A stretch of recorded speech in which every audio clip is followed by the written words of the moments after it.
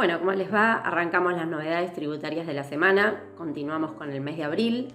Soy la contadora Marianela López, egresada en la Universidad de Ciencias Económicas de Buenos Aires y profesora adjunta de la misma casa. También soy expositora en diferentes cursos dictados en el Consejo Profesional de Ciencias Económicas de Cava y escritora de artículos doctrinarios, tanto impositivos como previsionales, publicados en Editorial La Ley.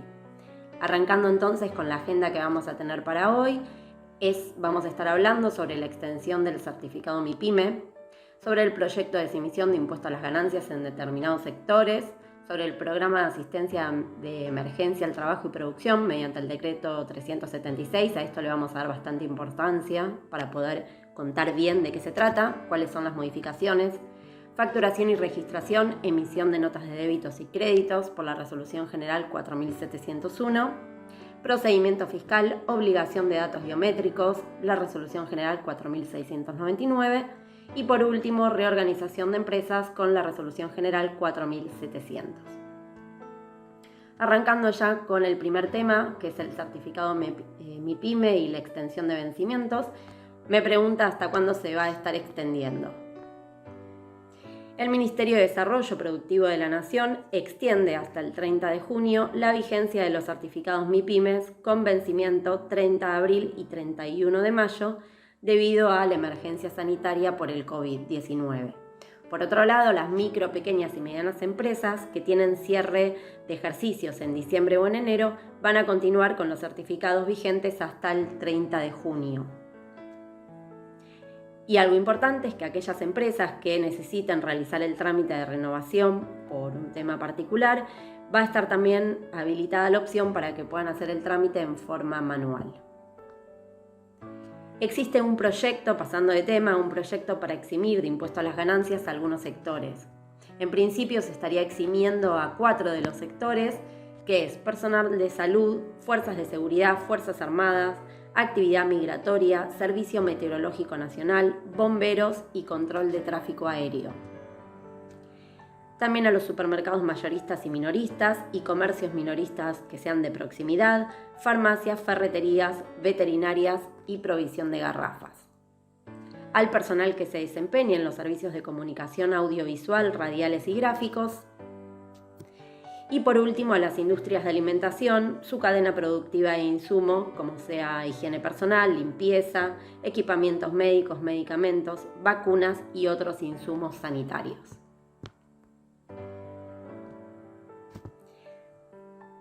Bueno, luego tenemos el decreto 376, que es una ampliación y modificación al decreto 332 del 2020. ¿A quiénes estaría ampliando el beneficio de reducción de las contribuciones patronales? Nosotros tenemos que este beneficio de reducción de hasta el 95% de las contribuciones patronales, que son con destino a CIPA, se va a extender ahora a todos los empleadores que cumplan con algunos de los requisitos del artículo 3 del decreto 332, lo cual después lo vamos a recordar. ¿Cuáles son esos requisitos? De esta forma entonces ya no se excluye del beneficio a los empleadores en la cual la nómina de trabajadores en relación de dependencia supere a los 60 empleados al 29 de febrero. Esta medida lo que hace es evitar la especulación de poder reducir el número de trabajadores para obtener aquel beneficio. Luego hay una sustitución de la asignación compensatoria al salario por el salario complementario. Este beneficio de asignación compensatoria al salario, que fue creado por el artículo 2, inciso B del decreto 332, es sustituido por el salario complementario. O sea, el mismo va a ser abonado por el ANSES a los trabajadores del sector privado, siempre que sus empleadores cumplan con los requisitos establecidos en el artículo 3 del decreto 332.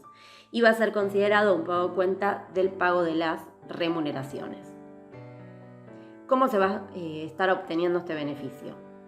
Se tiene que contar con un mínimo de 100 trabajadores, tal cual lo exige el decreto 332, y por otro lado, el decreto 376 lo que hace es sustituir los parámetros establecidos por el artículo 8 del decreto 332 para poder determinar el monto del beneficio. Lo que hace es fijar el 50% del salario neto del trabajador, que corresponde al mes de febrero del 2020, y esto no va a poder ser inferior a una suma equivalente a un salario mínimo vital y móvil, ni tampoco va a poder exceder 2 salarios mínimos vitales y móviles o al total del salario neto que le corresponda para ese mes. Por otro lado, se crea un nuevo beneficio para los sujetos autónomos y monotributistas, y lo que se incorpora es un otorgamiento de créditos a tasa cero. ¿Quiénes lo van a poder solicitar? Como dijimos recién, trabajadores autónomos y monotributistas. Condición para el otorgamiento de estos créditos es que deben cumplir uno o más de los requisitos establecidos en el artículo 3 del decreto 332. Esto lo venimos hablando desde que arrancamos con las novedades del decreto 376.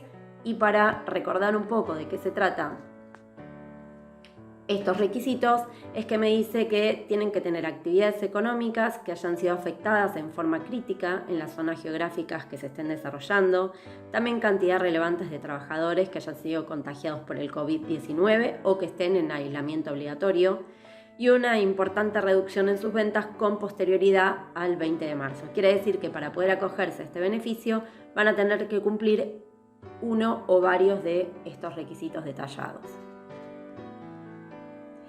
¿Cuál va a ser el monto del crédito a tasa cero? Este monto no va a poder exceder una cuarta parte del límite superior de ingresos brutos establecidos por cada categoría del régimen simplificado de pequeño contribuyente y no va a poder ser superior a 150.000 pesos. Quiere decir que tiene un límite máximo de 150.000 pesos.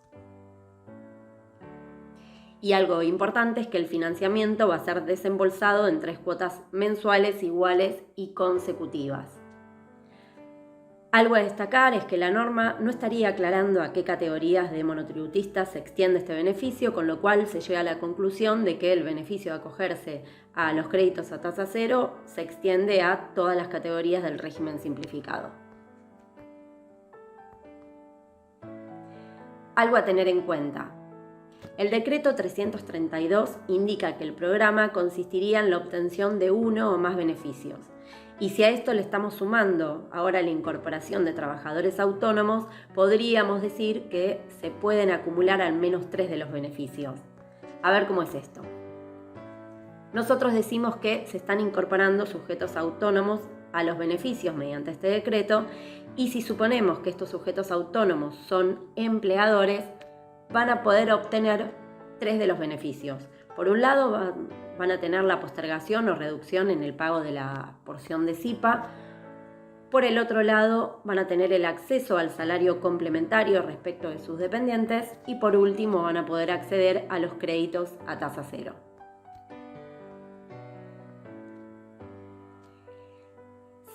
Otra de las modificaciones que hace el decreto 376 es que se reformula el requisito del inciso C del artículo 2 del decreto 332, sustituyendo un párrafo. Lo que hace es sustituir el párrafo que en el decreto 332 figura como sustancial reducción con sus ventas con posterioridad al 20 de marzo del 2020, lo sustituye por el párrafo de sustancial reducción de la facturación con posterioridad al 12 de marzo del 2020.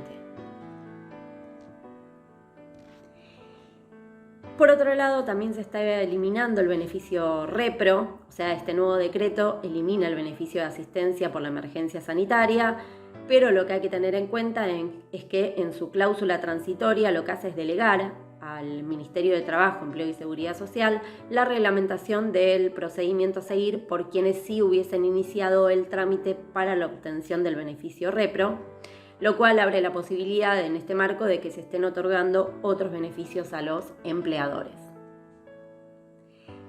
Y establece por último nuevos plazos aplicables desde el 12 de marzo hasta el 30 de junio inclusive.